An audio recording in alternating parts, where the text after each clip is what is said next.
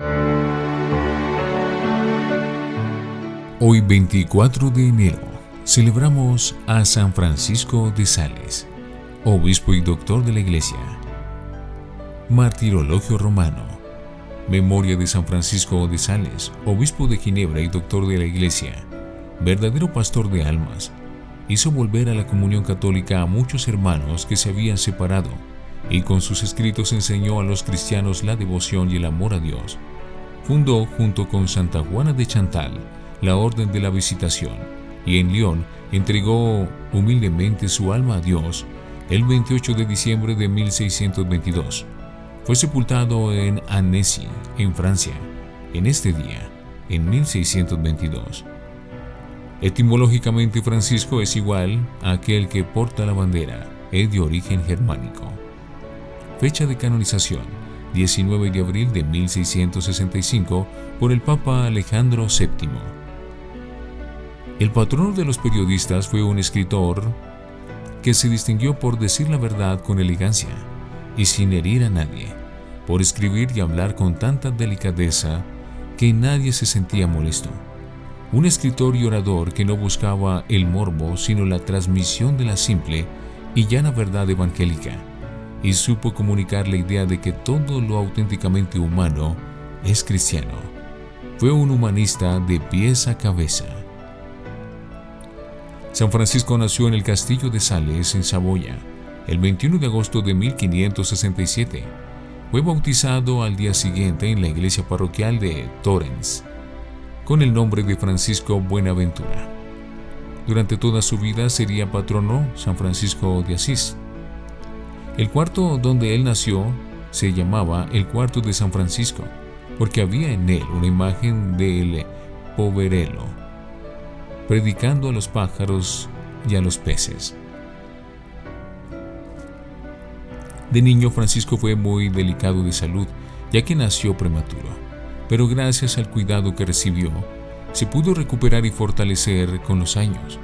Si bien no era robusto, su salud le permitió desplegar una energía activa durante su vida. La señora Francisca de Boissy era una mujer sumamente amable y trabajadora y profundamente piadosa. Santa Juana de Chantal dice que la gente la admiraba como una de las damas más respetables de esa época. Era la madre de Francisco.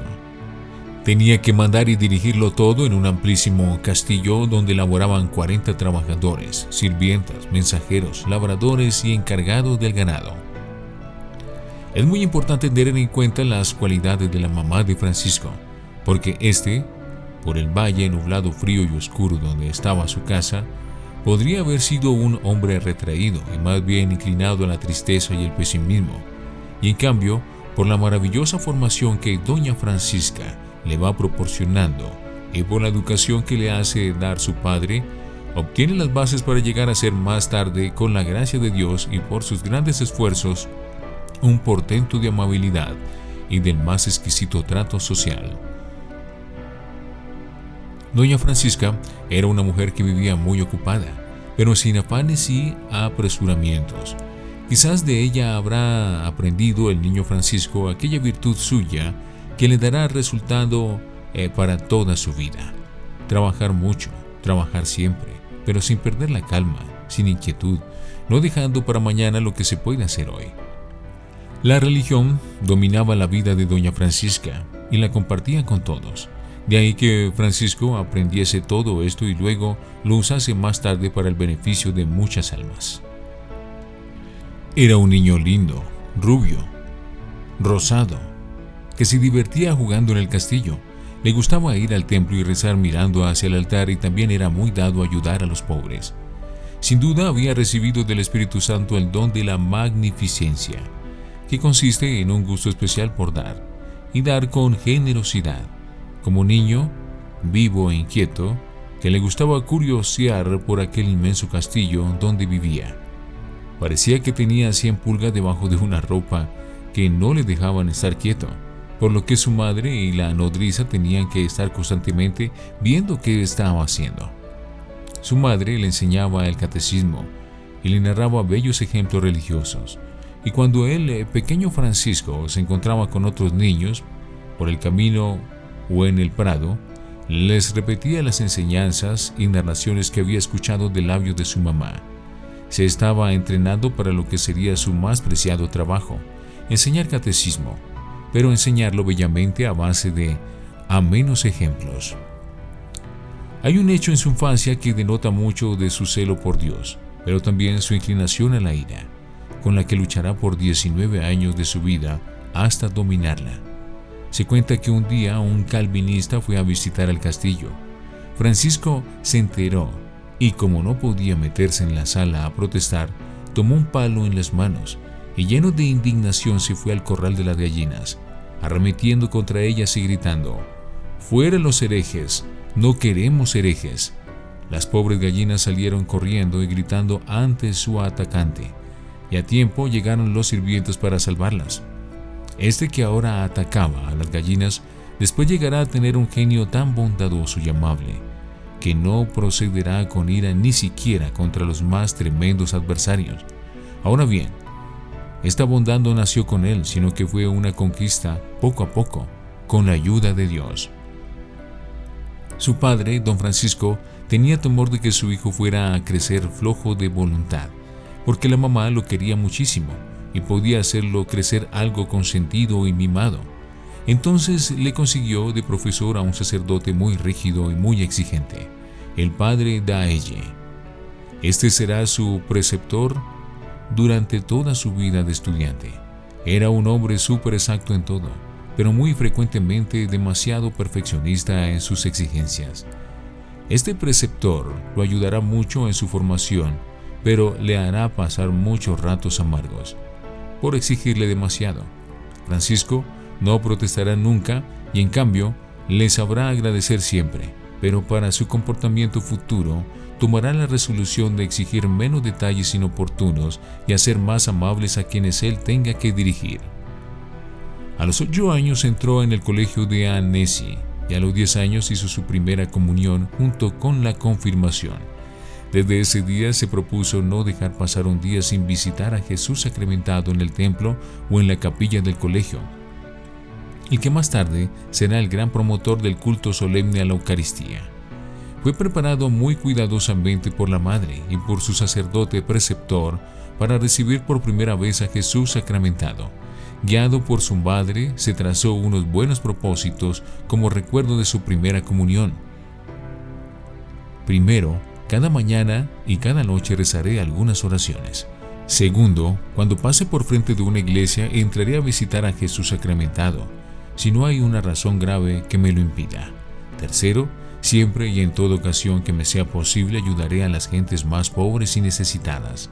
Cuarto, leeré libros buenos, especialmente vidas de santos. Durante toda su vida, procuró ser enteramente fiel a estos propósitos.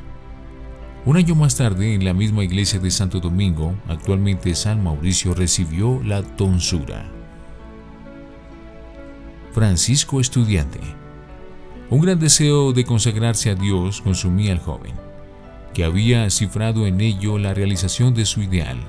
Pero su padre, que al casarse había tomado el nombre de Boissy, tenía destinado a su primogénito a una carrera secular, sin preocuparse de sus inclinaciones. A los 14 años, Francisco fue a estudiar a la Universidad de París, que, con sus 54 colegios, era uno de los más grandes centros de enseñanza de la época.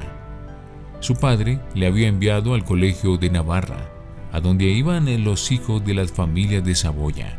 Pero Francisco, que temía por su vocación, consiguió que consintiera en dejarle ir al colegio de Clermont, dirigido por los jesuitas, y conocido por la piedad y el amor a la ciencia que reinaba en él.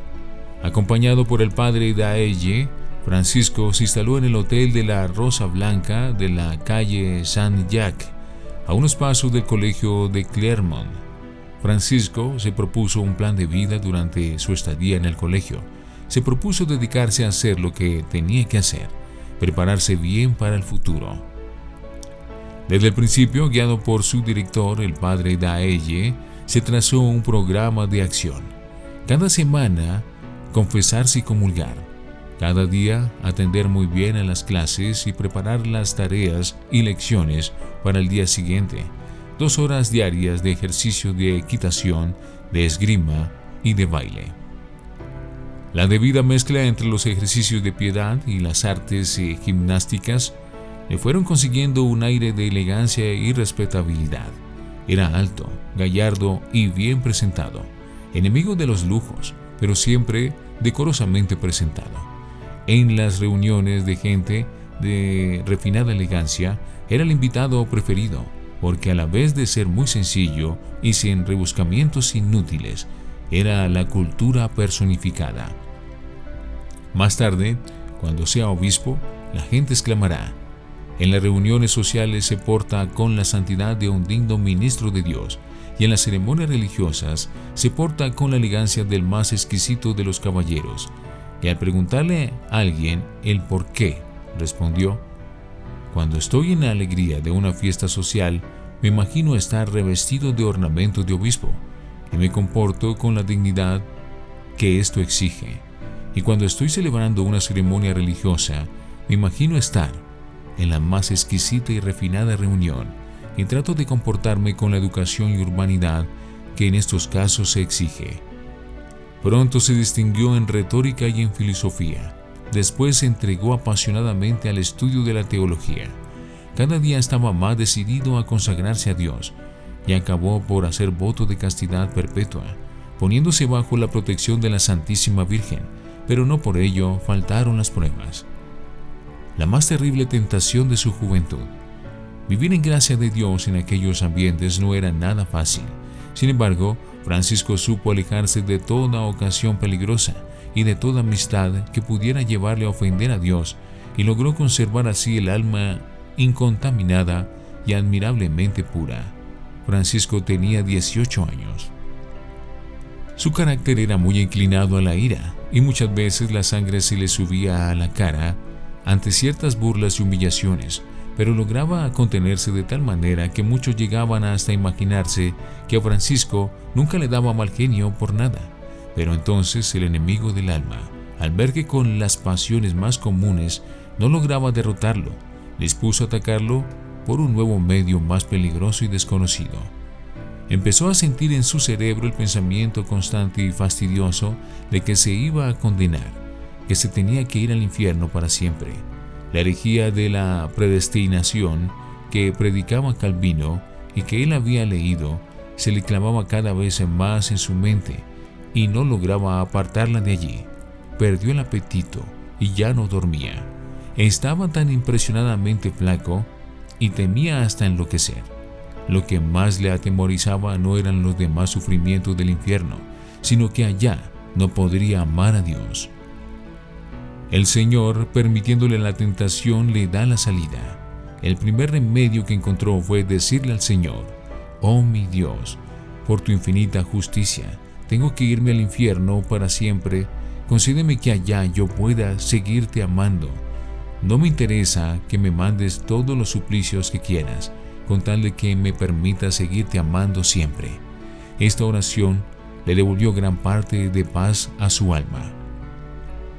Pero el remedio definitivo que le consiguió que esta tentación jamás volviese a molestarle fue al entrar a la iglesia de San Esteban en París y arrodillarse ante una imagen de la Santísima Virgen y rezarle la famosa oración de San Bernardo. Acuérdate, oh piadosísima Virgen María, que jamás se oyó decir que hayas abandonado a ninguno de cuantos han acudido a tu amparo, implorando tu protección y reclamando tu auxilio. Animado con esta confianza, también yo acudo a ti, Virgen de las Vírgenes, y gimiendo bajo el peso de mis pecados, me atrevo a comparecer ante tu soberana presencia.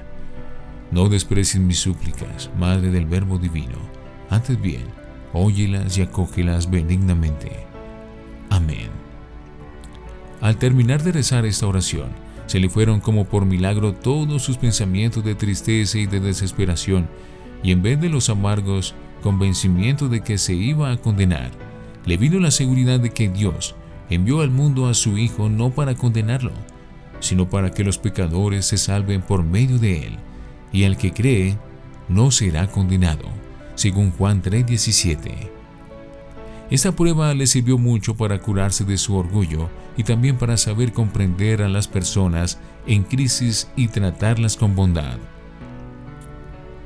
En 1558 partió para la ciudad italiana de Padua. Su padre le había dado la orden de estudiar abogacía, doctorarse en Derecho. Francisco fue obedeciendo a su padre. Estudiaba Derecho durante 4 horas diarias para poder llegar a ser abogado. Otras 4 horas estudiaba Teología, la ciencia de Dios, porque tenía un gran deseo, llegar a ser sacerdote. Durante su estadía en Padua, dice el mismo Francisco, que lo que más le ayudó fue la amistad y dirección espiritual de ciertos sacerdotes jesuitas muy sabios y muy santos. Le ayudó mucho la lectura de un libro que le acompañará durante su vida por 17 años, escrito por el padre Scupoli, llamado El combate espiritual. Lo leía todos los días y sacaba gran provecho de su lectura. San Francisco hizo un detallado plan de vida para preservarse durante su estadía en Padua y se propuso hacer lo siguiente. Primero, cada mañana hacer el examen de previsión, que consistía en ver qué trabajos, qué personas o actividades iba a realizar en ese día y planear cómo iba a comportarse ante ellos. Segundo, a mediodía visitar el Santísimo Sacramento y hacer el examen particular, examinando su defecto dominante y viendo si había actuado con la virtud contraria a él. Durante 19 años su examen particular será acerca del mal genio, de aquel defecto tan fuerte que era su inclinación a encolerizarse.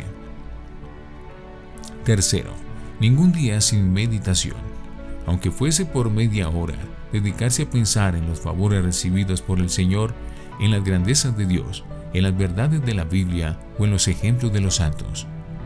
Cuarto, cada día rezar el Santo Rosario, no dejarlo de rezar ningún día de su vida, promesa que siempre cumplió. Quinto, en su tratado con los demás ser amable pero moderado. Sexto, durante el día pensar en la presencia de Dios. Séptimo, cada noche antes de acostarse, hacer el examen del día, decía: recordaré si empecé mi jornada encomendándome a Dios, si durante mis ocupaciones me acordé muchas veces de Dios para ofrecerle mis acciones, pensamientos, palabras y sufrimientos, si todo lo que hoy hice fue por amor al buen Dios, si traté bien a las personas, si no busqué en mis labores y palabras darle gusto a mi amor propio y a mi orgullo, sino agradar a Dios y hacer bien a mi prójimo, si supe hacer algún pequeño sacrificio, si me esforcé por estar fervoroso en la oración, impediré perdón al Señor por las ofensas de este día.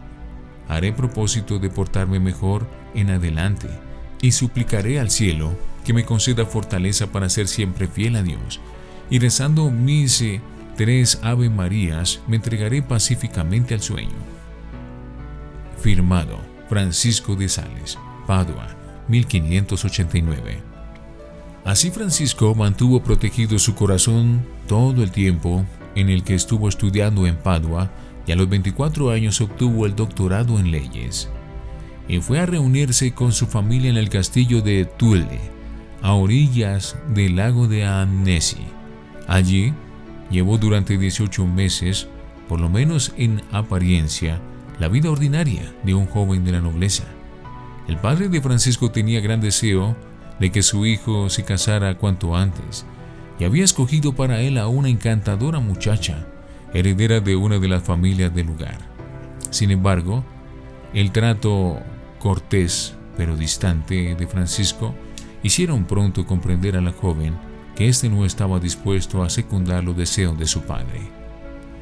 El santo declinó por la misma razón la dignidad de miembro del Senado que le había sido propuesta a pesar de su juventud. Hasta entonces Francisco solo había confiado a su madre y a su primo Luis de Sales y a algunos amigos íntimos su deseo de consagrarse al servicio de Dios. Pero había llegado el momento de hablar de ello con su padre. El señor de Boissy lamentaba que su hijo se negara a aceptar el puesto en el Senado y que no hubiese querido casarse. Pero ello no le había hecho sospechar ni por un momento, que Francisco pensara en hacerse sacerdote. La muerte del deán del capítulo de Ginebra hizo pensar al canónigo Luis de Sales en la posibilidad de nombrar a Francisco para sustituirle, lo cual haría menos duro el golpe para el padre del santo. Con la ayuda de Claudio de Granier, obispo de Ginebra, pero sin ocultar a ningún miembro de la familia, el canónigo explicó el asunto al Papa, quien debía hacer el nombramiento, y a vuelta de correo llegó la respuesta del sumo pontífice que daba a Francisco el puesto. Este quedó muy sorprendido ante la dignidad con que le distinguía el Papa, pero se resignó a aceptar ese honor que no había buscado, con la esperanza de que su padre accediera así más fácilmente a su ordenación. Pero el señor de Boissy era un hombre muy decidido y pensaba que sus hijos le debían una obediencia absoluta. Francisco tuvo que recurrir a toda su respetuosa paciencia y su poder de persuasión para convencerle de que debía ceder. Por fin visitó la sotana el día mismo en que obtuvo el consentimiento de su padre y fue ordenado sacerdote 6 meses después, el 18 de diciembre de 1593. A partir de ese momento se entregó al cumplimiento de sus nuevos deberes con un celo que nunca decayó. Ejercitaba los ministerios sacerdotales entre los pobres, con especial cariño. Sus penitentes predilectos eran los de cuna humilde. Su predicación no se limitó a Annecy únicamente, sino a otras muchas ciudades. Hablaba con palabras sencillas que los oyentes le escuchaban encantados, pues no había en sus sermones todo ese ornato de citas griegas y latinas tan comunes en aquellos tiempos, a pesar de que Francisco era doctor. Pero Dios tenía destinado al santo emprender en breve un trabajo mucho más difícil: a la conquista de los calvinistas, la misión de Chamblais. Las condiciones religiosas de los habitantes de Chamblais, en la costa sur del lago de Ginebra, eran deplorables debido a los constantes ataques de los ejércitos protestantes, y el duque de Saboya rogó al obispo Claudio de Granier que mandase a algunos misioneros a evangelizar de nuevo la región. El obispo envió a un sacerdote de Thonon, capital de Chamblais, pero sus intentos fracasaron. El enviado tuvo que retirarse muy pronto. Entonces el obispo presentó el asunto a la consideración de su capítulo, sin ocultar sus dificultades y peligros.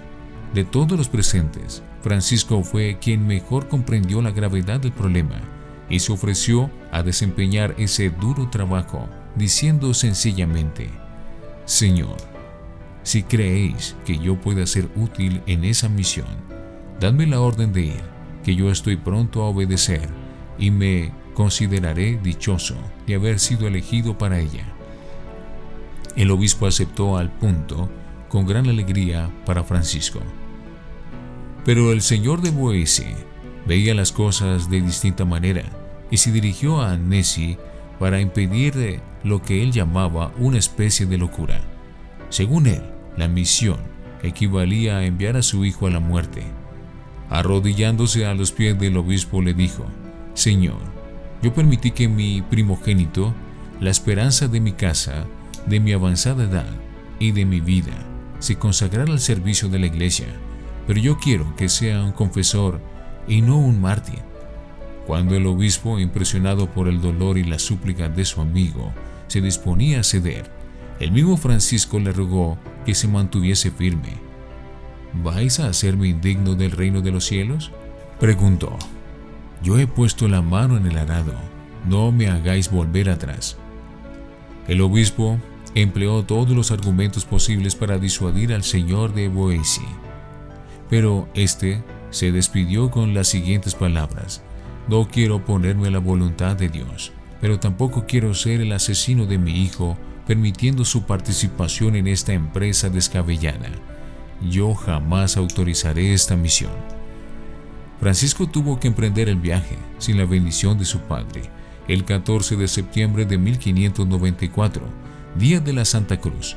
partió a pie, acompañado solamente por su primo, el canónigo Luis de Sales, a la reconquista de Chamblais. El gobernador de la provincia se había hecho fuerte con un piquete de soldados en el castillo de Alíñez, donde los dos misioneros se las ingeniaron para pasar las noches a fin de evitar sorpresas desagradables. En Thonon quedaban apenas unos 20 católicos, a quienes el miedo impedía profesar abiertamente sus creencias. Francisco entró en contacto con ellos y los exhortó a perseverar valientemente. Los misioneros predicaban todos los días en Thonon y poco a poco fueron extendiendo sus fuerzas a las regiones circundantes. El camino al castillo de Alíñez, que estaban obligados a recorrer, ofrecía muchas dificultades y particularmente en invierno resultaba peligroso. Una noche, Francisco fue atacado por los lobos y tuvo que trepar a un árbol y permanecer allí en vela para escapar con vida. A la mañana siguiente, unos campesinos le encontraron en tan lastimoso estado que, de no haberle transportado a su casa para darle de comer y hacerle entrar en calor, el santo habría muerto seguramente. Los buenos campesinos eran calvinistas. Francisco le dio las gracias en términos tan llenos de caridad que se hizo amigo de ellos y muy pronto los convirtió al catolicismo. En 1595, un grupo de asesinos se puso al acecho de Francisco y en 2 ocasiones, pero el cielo preservó la vida del santo en forma milagrosa. El tiempo pasaba y el fruto del trabajo de los misioneros era muy escaso. Por otra parte, el señor de Boissy enviaba constantemente cartas a su hijo, rogándole y ordenándole que abandonase aquella misión desesperada. Francisco respondía siempre que si su obispo no le daba una orden formal de volver, no abandonaría su puesto.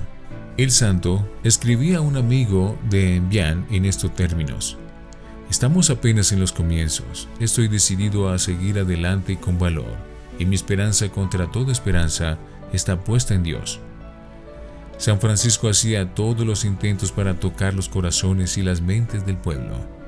Con ese objeto, empezó a escribir una serie de panfletos en los que exponía la doctrina de la Iglesia y refutaba la de los calvinistas.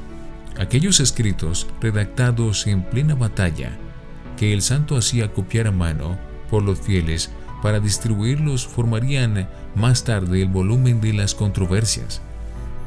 Los originales se conservan todavía en el convento de la Visitación de Annecy. Aquí empezó la carrera de escritor de San Francisco de Sales, que a este trabajo añadía el cuidado espiritual de los soldados de la guarnición del castillo de Alíñez, que eran católicos de nombre y formaban una tropa ignorante y disoluta. En el verano de 1595, cuando San Francisco se dirigía al monte de Boiron a restaurar un oratorio de Nuestra Señora, destruido por los habitantes de Berna, una multitud se echó sobre él después de insultarle y le maltrató. Poco a poco, el auditorio de sus sermones en Thonon fue más numeroso, al tiempo que los panfletos hacían efecto en el pueblo. Por otra parte, aquellas gentes sencillas admiraban la paciencia del santo en las dificultades y persecuciones, y le otorgaban sus simpatías. El número de conversiones empezó a aumentar y llegó a formarse una corriente continua de apóstatas que volvían a reconciliarse con la Iglesia. Cuando el obispo Granier fue a visitar la misión, 3 o 4 años más tarde, los frutos de la abnegación y el celo de San Francisco de Sales eran visibles. Muchos católicos salieron a recibir al obispo, quien pudo administrar una buena cantidad de confirmaciones y aún presidir la adoración de las 40 horas, lo que había sido inconcebible unos años atrás. En Thonon, San Francisco había restablecido la fe católica en la provincia y merecía, en justicia, el título de apóstol de Chamblais. Mario Besson, un posterior obispo de Ginebra, ha resumido la obra apostólica de su predecesor en una frase del mismo San Francisco de Sales a Santa Juana de Chantal. Yo he repetido con frecuencia que la mejor manera de predicar contra los herejes es el amor, aún sin decir una sola palabra de refutación contra sus doctrinas. El mismo obispo, Monseñor Besson, cita al cardenal Duperron: estoy convencido de que, con la ayuda divina, la ciencia que Dios me ha dado es suficiente para demostrar que los herejes están en el error, pero si lo que queréis es convertirles, llevadles al obispo de Ginebra, porque Dios le ha dado la gracia de convertir a cuantos se le acercan. San Francisco de Sales, obispo. Monseñor de Granier, quien siempre había visto en Francisco un posible coadjutor y sucesor, pensó que había llegado el momento de poner en obra sus proyectos. El santo se negó a aceptar, al principio, pero finalmente se rindió a la súplica de su obispo, sometiéndose a lo que consideraba como una manifestación de la voluntad de Dios. Al poco tiempo, le atacó una grave enfermedad que lo puso entre la vida y la muerte. Al restablecerse, fue a Roma, donde el Papa Clemente VIII, que había oído muchas alabanzas sobre la virtud y las cualidades del joven sacerdote decano, pidió que se sometiese a un examen en su presencia.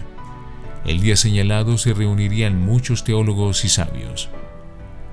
El mismo sumo pontífice, así como Baronio, Bernardino y el cardenal Federico Borromeo, primo del santo, y otros interrogaron al santo sobre 35 puntos difíciles de teología. San Francisco respondió con sencillez y modestia, pero sin ocultar su ciencia. El Papa confirmó su nombramiento de coadjutor de Ginebra, y Francisco volvió a su diócesis a trabajar con mayor ahínco y energía que nunca. En 1602 fue a París, donde le invitaron a predicar en la Capilla Real, que pronto resultó pequeña para la tal multitud que acudió a oír la palabra del santo, tan sencilla, tan conmovedora y tan valiente. Enrique IV concibió una gran estima por el coadjutor de Ginebra y trató en vano de retenerle en Francia. Años más tarde, cuando San Francisco de Sales fue de nuevo a París, el rey redobló sus instancias, pero el joven obispo se rehusó a cambiar su diócesis de la montaña, su pobre esposa, como él la llamaba, por la importante diócesis, la esposa rica, que el rey le decía o le ofrecía. Enrique IV exclamó: el obispo de Ginebra tiene todas las virtudes, sin un solo defecto. A la muerte de Claudio de Granier, acaecida en el otoño de 1602, Francisco le sucedió en el gobierno de la diócesis. Fijó su residencia en Annecy, donde organizó su casa con la más estricta economía, y se consagró a sus deberes pastorales con enorme generosidad y devoción, además del trabajo administrativo que llevaba hasta en los menores detalles del gobierno de su diócesis. El santo encontraba todavía tiempo para predicar y confesar con infatigable celo. Organizó la enseñanza del catecismo. Él mismo se encargaría de la instrucción de Annecy, y lo hacía en forma tan interesante y fervorosa que las gentes del lugar recordaban todavía, muchos años después de su muerte, el catecismo del obispo. La generosidad y caridad, la humildad y clemencia del santo eran inagotables. En su trato con las almas fue siempre bondadoso, sin caer en la debilidad, pero sabía emplear la firmeza cuando no bastaba la bondad. En su maravilloso tratado del amor de Dios escribió: la medida del amor es amar sin medida. Supo vivir lo que predicaba. Con su abundante correspondencia alentó y guió a innumerables personas que necesitaban de su ayuda. Entre los que dirigía espiritualmente, Santa Juana de Chantal ocupa un lugar especial. San Francisco la conoció en 1604, cuando predicaba un sermón de Cuaresma en Dijon. La fundación de la Congregación de la Visitación en 1610 fue el resultado del encuentro de los dos santos. El libro Introducción a la vida devota nació de las notas que el santo conservaba de las instrucciones y consejos enviados a su prima política, la señora de Chamois, que se había confiado a su dirección. San Francisco se decidió en 1608 a publicar dichas notas, con algunas adiciones. El libro fue recibido como una de las obras maestras de la ascética y pronto se tradujo en muchos idiomas. En 1610, Francisco de Sales tuvo la pena de perder a su madre. Su padre había muerto años antes. El santo escribió más tarde a Santa Juana de Chantal: «Mi corazón estaba desgarrado y lloré por mi buena madre como nunca había llorado desde que soy sacerdote». San Francisco habría de sobrevivir por 9 años a su madre, 9 años de inagotable trabajo. En 1622, el duque de Saboya, que iba a ver a Luis XIII en Aviñón, invitó al santo a reunirse con él en aquella ciudad, movido por el deseo de abogar por la parte francesa de su diócesis. El obispo aceptó el punto de invitación, aunque arriesgaba su débil salud un viaje tan largo, en pleno invierno. Parece que el santo presentía que su fin se acercaba.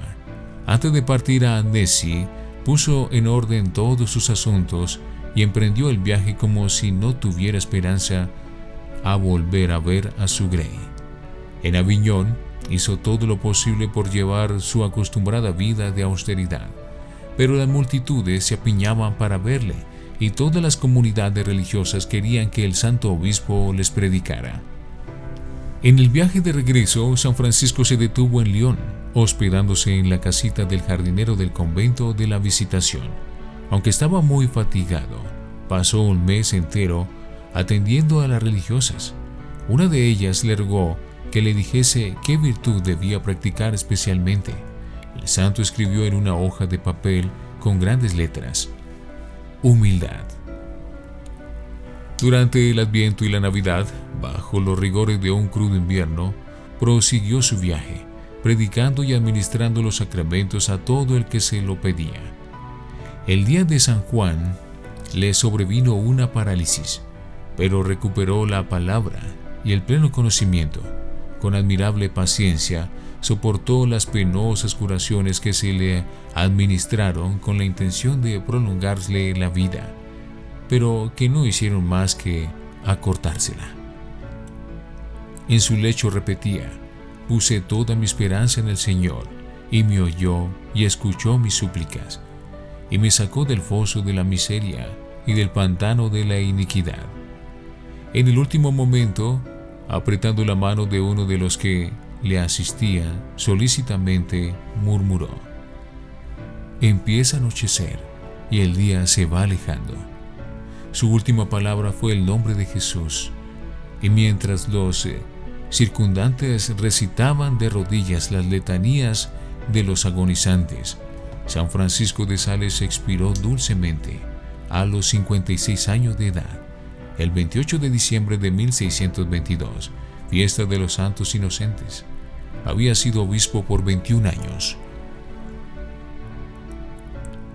A la misma hora en que falleció San Francisco de Sales, en la ciudad de Grenoble, estaba Santa Juana de Chantal orando por él, cuando oyó una voz que decía: «Ya no vive sobre la tierra», pero era poca inclinada a creer en favores extraordinarios. No creyó que fuese un aviso de la muerte del santo.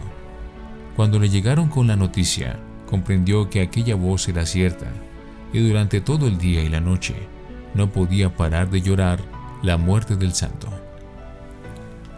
El día 29 de diciembre, la ciudad entera de Lyon fue desfilando por la humilde casita donde había muerto el querido santo. Y era tanto el deseo de la gente de besarle las manos y los pies, que los médicos no lograban llevarse el cadáver para hacerle la autopsia. La hiel. Dice Monseñor Camus que al sacarle la hiel la encontraron convertida en 33 piedrecitas, señal de los esfuerzos tan heroicos que había tenido que hacer para vencer su temperamento tan inclinado a la cólera y al mal genio, y llegar a ser el santo de la amabilidad. Reliquias. Todos en Lyon querían un recuerdo del santo. Sus ropas fueron partidas en miles de pedacitos para darle a cada cual alguna reliquia. El corazón. Dentro de un estuche de plata fue llevado el corazón del gran obispo al convento de las Hermanas de la Visitación en Lyon y guardado allí como un tesoro. Expuesto al público. Una vez embalsamado, el cuerpo de Monseñor Francisco de Sales fue vestido con sus ornamentos episcopales y trasladado en un ataúd para sus funerales en la iglesia de la Visitación. Estuvo expuesto para veneración de los fieles por 2 días. Cuando la noticia llegó a Annecy, tomó a todos por sorpresa y después de un silencio general, todos lloraban a su querido obispo. Inmediatamente que llegó su cadáver a Annecy y fue sepultado, empezaron a ocurrir milagros por la intercesión del santo, lo que llevó a la Santa Sede a abrir su causa de beatificación en 1626. ¿Qué sucedió el día que abrieron su tumba? En 1632 se hizo la exhumación del cadáver de Francisco de Sales para saber cómo estaba. Abrieron su tumba los comisionados de la Santa Sede acompañados de las monjas de la Visitación. Cuando levantaron la lápida, apareció el santo igual que cuando vivía. Su hermoso rostro conservaba la expresión de un apacible sueño. Le tomaron la mano y el brazo estaba elástico. Llevaba 10 años de enterrado. Del ataúd salía una extraordinaria y agradable fragancia. Toda la ciudad desfiló ante su santo obispo, que apenas parecía dormido. Por la noche, cuando todos los demás se hubieron ido, la madre de Chantal volvió con sus religiosas a contemplar más de cerca y con más tranquilidad y detenimiento el cadáver de su venerado fundador. Mas a causa de la prohibición de las autoridades, no se atrevió a tocarle ni a besar sus hermosas manos pálidas. Pero al día siguiente los enviados de la Santa Sede le dijeron que la prohibición para tocarlo no era para ella, y entonces se arrodilló junto al ataúd, se inclinó hacia el santo, le tomó la mano y se la puso sobre la cabeza como para pedirle una bendición. Todas las hermanas vieron cómo aquella mano parecía recobrar vida y moviendo los dedos suavemente, oprimió y acarició la humilde cabeza inclinada de su discípula preferida y santa. Todavía hoy en Annecy, las hermanas de la Visitación conservan el velo que aquel día llevaba en la cabeza la madre Juana Francisca. San Francisco fue beatificado por el Papa Alejandro VII en 1661 y el mismo Papa lo canonizó en 1665 a los 43 años de su muerte. En 1878 el Papa Pío IX, considerando que los 3 libros famosos del santo, las controversias contra los protestantes, la introducción a la vida devota, o Filotea, y el Tratado del Amor de Dios, o Teotimo, tanto como la colección de sus sermones, son verdaderos tesoros de la sabiduría, declaró a San Francisco de Sales, doctor de la Iglesia, siendo llamado el doctor de la amabilidad. Oración. Glorioso San Francisco de Sales, vuestro nombre porta la dulzura del corazón más afligido. Vuestras obras destilan la selecta miel de la piedad. Vuestra vida fue un continuo holocausto de amor perfecto, lleno del verdadero gusto por las cosas espirituales y del generoso abandono en la amorosa divina voluntad. Enséñame la humildad interior, la dulzura de nuestro exterior y la imitación de todas las virtudes que has sabido copiar de los corazones de Jesús y de María. Amén. A San Francisco de Sales se le considera también patrono de los sordomudos. San Francisco de Sales, obispo y doctor de la Iglesia, ruega por nosotros.